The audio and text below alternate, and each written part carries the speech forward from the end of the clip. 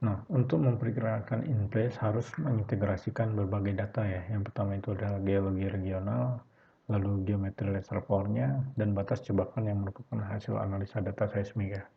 Lalu yang kedua, karakteristik reservoir untuk menentukan besaran volume pori ya, mulai dari distribusi fasia satu flow unit, serta karakteristik fungsi-fungsi petrofisik reservoir ya.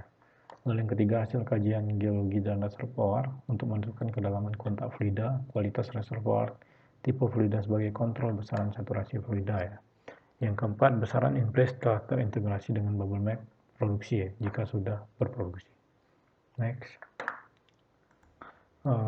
Ini adalah metode yang digunakan untuk perhitungan in place ya. Sebagai berikut, ada deterministik ya, yaitu volumetric konvensional ataupun 3D model geostatistik ya. Nah, untuk metode ini sangat dianjurkan ya dengan menghitung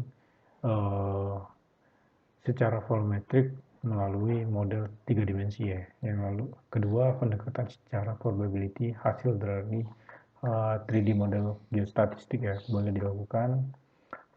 Kemudian pendekatan secara probability dengan Monte Carlo, namun ini tidak direkomendasikan ya, hanya untuk pembanding ya.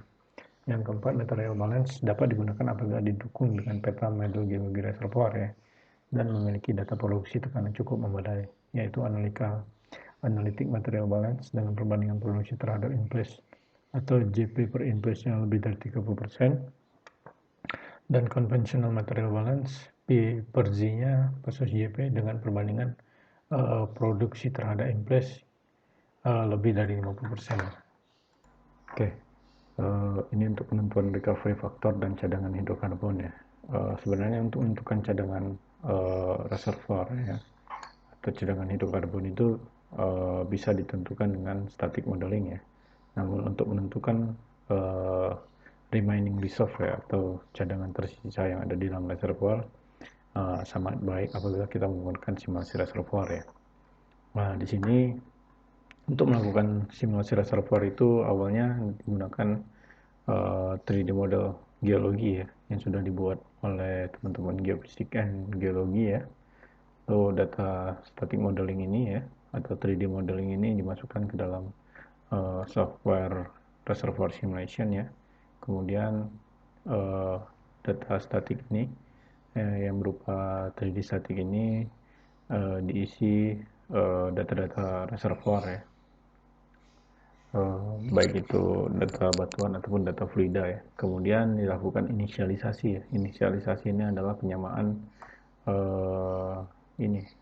nilai dari original oil in place yang ada di simulasi dengan history ya, atau data yang sebenarnya. Kemudian dilakukan apabila inisialisasi sudah berjalan dengan baik, dilakukan proses history matching ya. Proses history matching ini adalah penyamaan data produksi dari yang dihasilkan dari model simulasi reservoir dengan sejarah produksinya ya. Apabila sudah sama ya, dengan ditunjukkan dengan garis yang saling overlay, maka dapat dilanjutkan ke tahap prediksi ataupun forecastingnya, yang sebelumnya diawali dengan product dan constraint itu ya. Next. Ini sama ya, sudah dijelaskan. Ini metode yang dapat digunakan untuk menghitung recovery factor dan cadangan hidrokarbon dalam usulan POD ya. Yang pertama itu simulasi reservoir ya, atau dynamic modeling untuk minyak dan gas. Yang pertama itu hasil integrasi antara model geologi ya, dari seismik dan petrofisik dengan data reservoir yang telah teruji dengan data produksi dan data tekanannya. Lalu metode ini sangat dianjurkan dan dapat digunakan pada semua tahapan pengembangan ya. Yang ketiga, suatu keharusan setiap pengembangan secondary recovery ataupun EOR untuk menggunakan dynamic modeling ini ya, static and dynamic modeling. Sedangkan material balance analitik untuk gas ya mirip dengan simulasi reservoir, tetapi jumlah grid lebih sederhana ya. Lalu harus didukung dengan peta net porosity, saturasi water, dan permeabilitas dan rock region ya untuk masing-masing lapisan. Yang ketiga, dimodelkan beberapa tank model mencerminkan perbedaan karakteristik reservoir seperti rock region, flow unit property yang berbeda baik secara lateral maupun secara vertikal ya. Oke. Mungkin sampai sini dulu ya materi tentang subsurface-nya. Untuk klasifikasi cadangan akan saya jelaskan di video selanjutnya ya.